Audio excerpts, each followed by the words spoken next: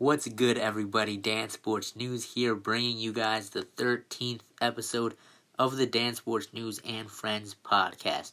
You can follow me on Twitter at Dansportsnews, Facebook at Dansportsnews, and Instagram at I am Dansportsnews to catch all my latest news in sports and all my latest articles. Today's guest is Carol Rodriguez, who is a two-time Olympian in track. She also is a musician who has released a few songs and is currently training for the 2020 Olympics. Check it out. How did you first get started in track? I would say I started running when I was a kid in elementary school because I had an older sister that ran track. So I kind of followed in the footsteps of my older sister who was a runner. So were you just naturally fast, or did you have to work for it? I was naturally fast. Yeah, I always kind of knew I was fast just because, like, when I was growing up, we would play tag, and I'd always, outrun people, catch people easily, and then I would do, like, they had the little 50-meter yard dash in elementary school, and I ended up being, like, the fastest kid in my school amongst the guys and the girls. So I just kind of was naturally fast. I never even trained back then. I just kind of ran off of just instinct. Was track the first sport you played, or did you try other sports when you were younger? I will say I played a couple other sports. I played softball in the RBO league, and then I did, track was my main sport. So I kind of dibbled and dabbled with softball, and but then, yeah, that was pretty much it. It was mainly track and field. So what events did you run in track? The 100-meter, 200-meter, 400-meter, 4x1 relay, and the 4x4 relay. Was there a specific reason why you ran those? Did you ever want to do a different event? No, I always wanted to be a sprinter. I kind of felt like, as a kid, I was always fast. I didn't really understand, like, the concept of distance until I got into high school. And then I ran cross country because my first high school I went to, we didn't have an off-season track program. So I ran cross country, and I didn't like it at all because it was too long, but I just used it for training. But I've always wanted to be a sprinter, and I always had the natural, just fast twitch muscles in my genetics. So what was the recruitment process like coming out of high school for track? It was pretty fun. I got recruited. I was top 3 in the country, and I ended up getting recruited by pretty much every school. I took 5 recruiting trips when I was in school, high school, and heading to college. I visited UCLA, USC, LSU, University of Texas, and Penn State on my 5 visits. And I got a lot of letters every day. I started getting recruited as a sophomore in high school. The first school that recruited me was Vanderbilt, which is like somewhere in the South, I think. But and then I used to get handwritten letters from UCLA. And then eventually I ended up signing and going to USC in the early signing period for track and field my senior year. So why did you choose USC? I chose it for a couple reasons.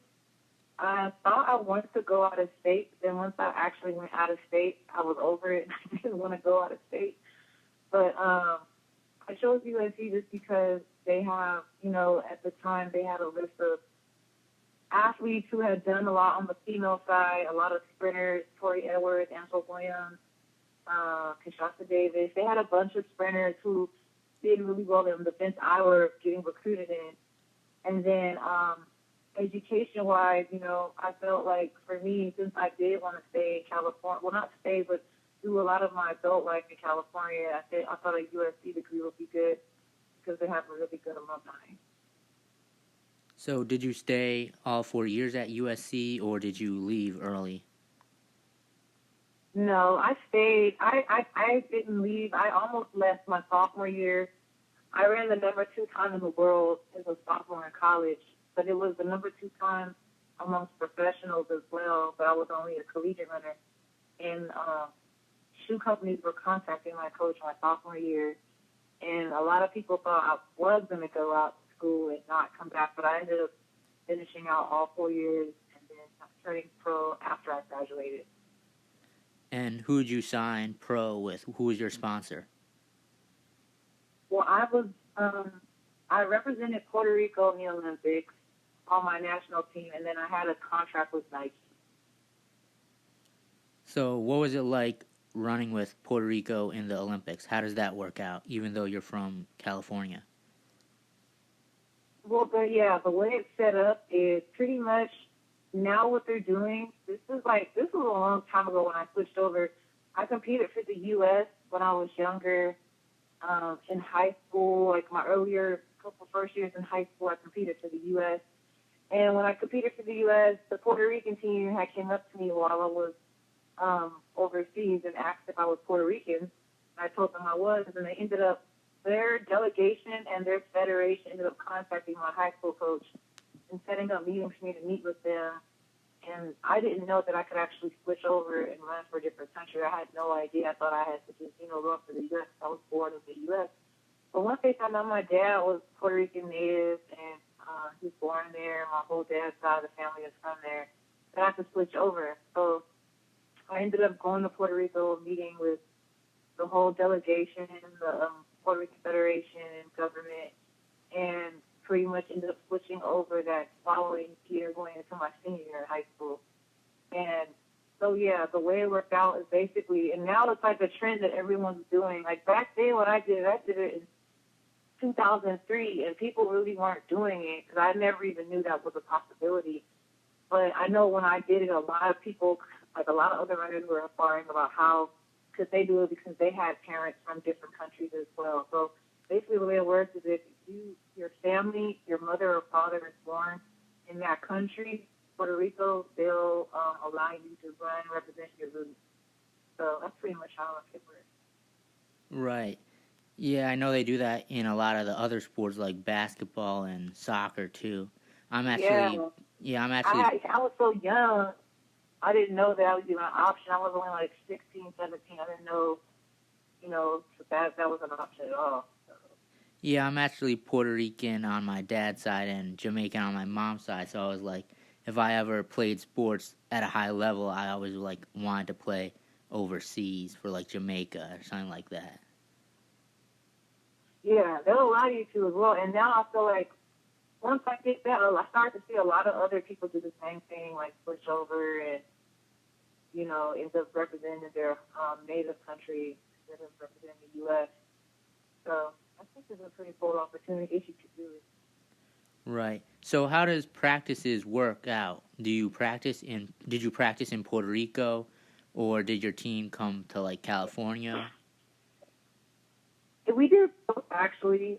There's a time they came to California a couple times, and we did training sessions. For the most part, I would go down there. I prefer to go down there just because I'm always here in California anyway, so I prefer to go down there because my dad, he lives there still, and so I go visit my dad. But what they'll do is they'll usually give me sometimes they'll rent out a room or in a hotel. I'm usually in near San Juan or near the downtown area, or depending on where we're at. I'll go out there, especially we do a lot of practices for the relay. That's what it really is mainly for, doing baton handoff and stuff that you really just can't do, obviously, if I'm here in California, in Puerto Rico. So I would go out there for weeks at a time, sometimes a month, and just base out of Puerto Rico, train. My coach would give me my workout sometimes, and she would actually come down as well. She would come down and stay with me, and we do the workouts. And if we had a big competition, then they would have me fly my coach down, we train, and then we fly to wherever the destination was, wherever the competition, for Pan Am's or for World Championships or the Olympics. I'd either fly down there for the most part, and we did a couple of training camps in New York too, like a couple times. We did some in New York, and then we flew out to do it, just based off of where we're going to compete in. Now, in 2008, you guys made it to the Olympics in Beijing. What was that experience like? It was fun. It was cool. That was the year we actually did our training camp. We did a training camp in New York because we flew from New York to Beijing. But it was really nice. I would say like the Beijing Olympics was like, it was really cool. They did a really good job. Everything was just, the stadiums were really nice. Everything was really high tech. And everyone was really just nice out there for the most part. I enjoyed it a lot. It was cool to see everybody come together. That was my first Olympics, and so I was just coming off of my senior year. I had just graduated maybe like prior to that spring.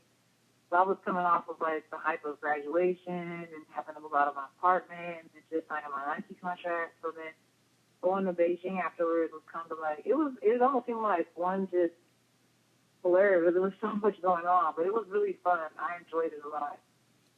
So did you like get a chance to watch some of the other events like in your downtime or? Yeah, it was kind of nerve-wracking because it's almost like I wanted to enjoy, but I didn't want to do too much because I didn't want to be on my feet too much. That was the thing, because I was in Beijing for a month. And so I got there early and I was training, and then I did a bunch of other meets in China as well to kind of prepare me. So I got to see some of the other events, but I really didn't get to see too many. And once I was done competing, then I could go and see the other events. Just because I didn't want to be on my feet too much, walking around, becoming dehydrated. It was so hot out there. I just wanted to make sure I kind of like saved my legs. So you guys go back in the 2012 Olympics. You made it in London. How was that? Mm-hmm. That was really nice. It was a different experience just because, London is obviously, completely different than China, but it was still really cool.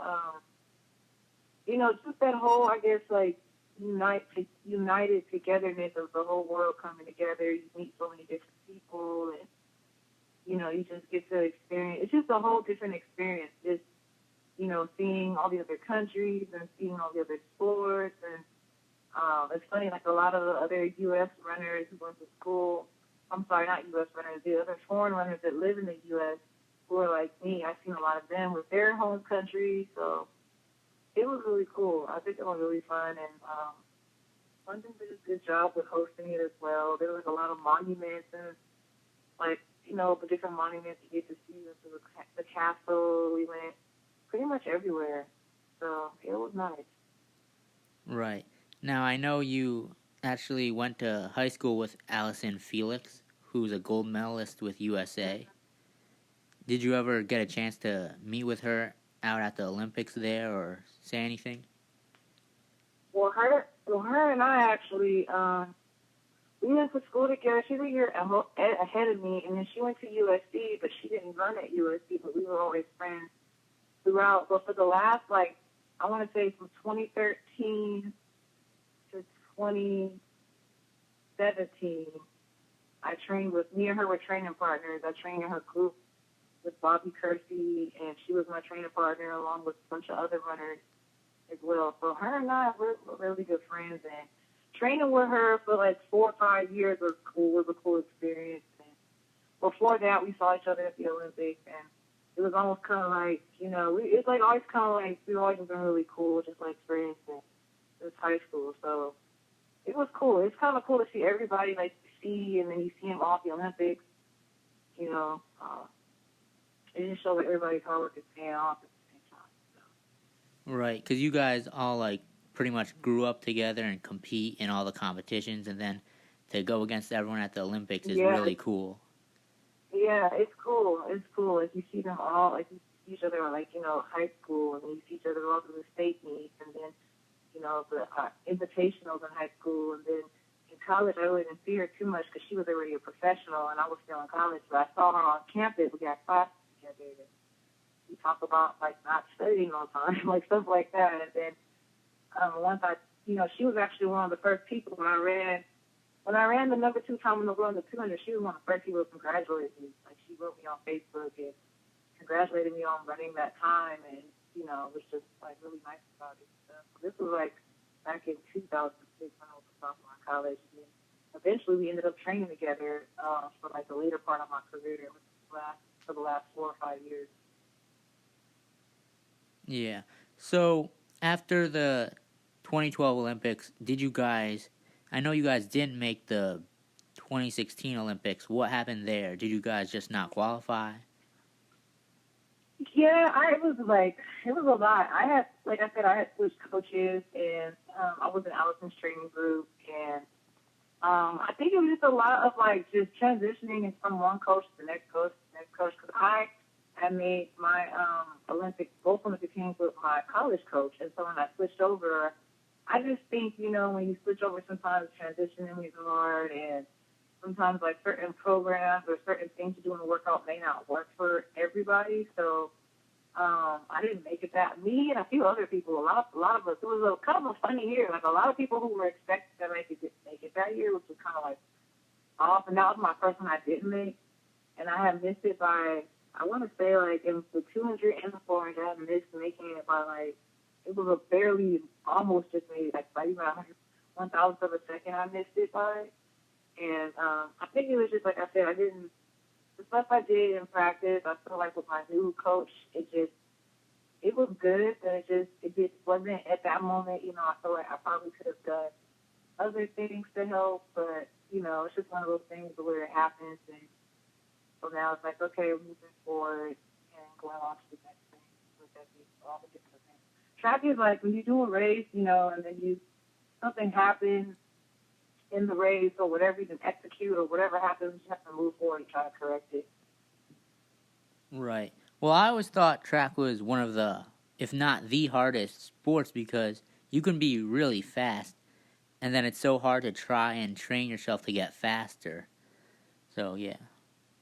Yeah, I would say it is, because there's a lot that goes into it, People just say, oh, it's just running, and it's like way more than just running. There's so many variables, you could do really well in practice and have a great, a week of practice or a great month of training, and then go to the race and just one thing can happen, especially like in the 100, you can have like a bad reaction time, or, instead of having 7 seconds off the block, you have, 8 or something, and they can just go off the whole race, and people won't make meets or will miss a place by less than 1,000th of a second. So it's just like, there's a lot that goes to it, I would say, for sure. Right, and it's very tough to stay consistent. Like, Usain Bolt is a phenomenal athlete because he stays consistent with his time. Yeah, that's the main thing, being consistent, because it's like physically your body is going through so much. You think you're getting on a plane, you're traveling, you're sitting in a plane for like 10 to 12 hours, you're coming from the U.S. to Europe, and then, going to Shanghai or going to, wherever the big meets are at, and then it's like you got to come off the plane, and usually your first race off the plane, your legs are kind of flat. So you try to do like a smaller meet, just a bigger meet, so you don't, feel flat. And it's just a lot. It's like a lot of, hard training your body, and you're flying a lot, and you're jet lagged. It's a lot that goes into it. You really just gotta like stay on it.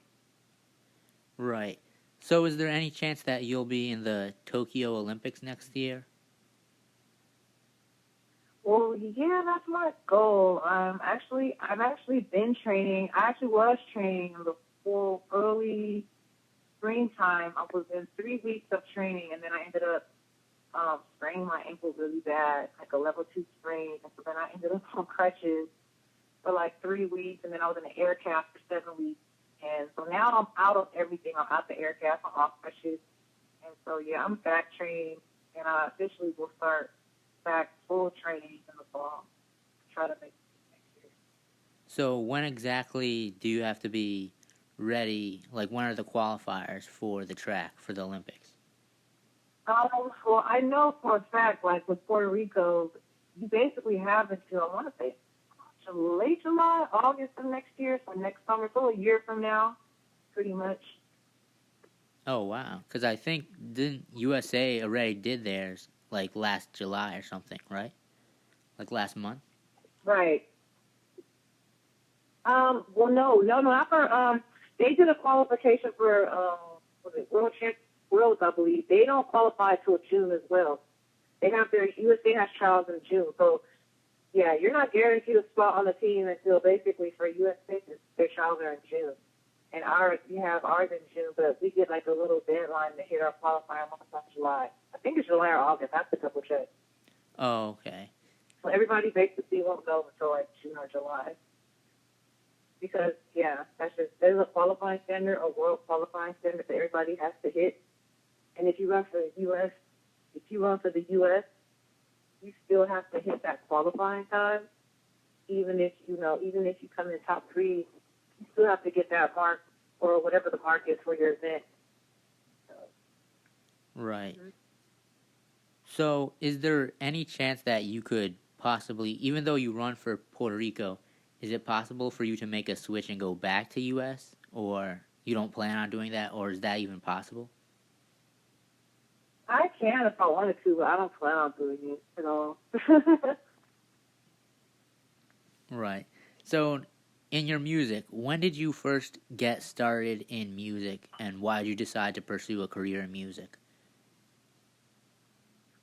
I started doing music actually before I started doing track, which is crazy. I started music when I was like in elementary. I sung in choir, I sang I sung in church choir, and then I sang in a chorus at school, and then I would always like record myself just on different I had like a little it was like a little trivia robot where it asked you trivia questions about like just fun facts about the world, and I ended up using that robot to record music on it.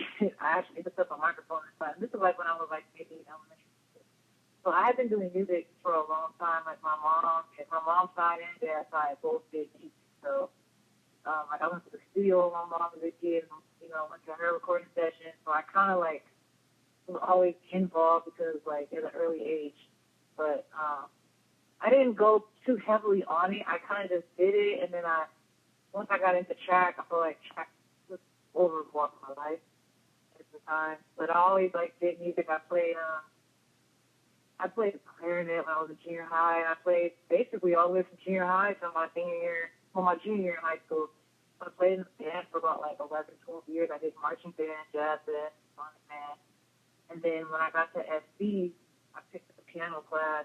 I almost minored in music. I wanted to, but I didn't want to stay the extra months of school. So I ended up just focusing on my major. Right. So how did you choose rapping, and why do you rap? Well, I rap and sing. Like, I do both. I probably do more rapping than singing just because I feel like my singing is good, but I definitely want to work on it. I'm taking vocal lessons and stuff. And on the project I dropped, I have a few songs where I'm doing like a more singing than rapping. So I don't know. I feel like I don't know. I kind of do both. I guess you could say. Yeah, I don't want to say I do one or the other. I say I do both. I think rapping is obviously more like a form. You can like be more expressive, and I feel like you can say more certain things that you probably couldn't say if you were just to come out and just say it in a regular conversation. It's your truth to whatever you do, whatever your life is, whatever your lifestyle is, or paper to pen. So what artists or other artists would you want to collab with?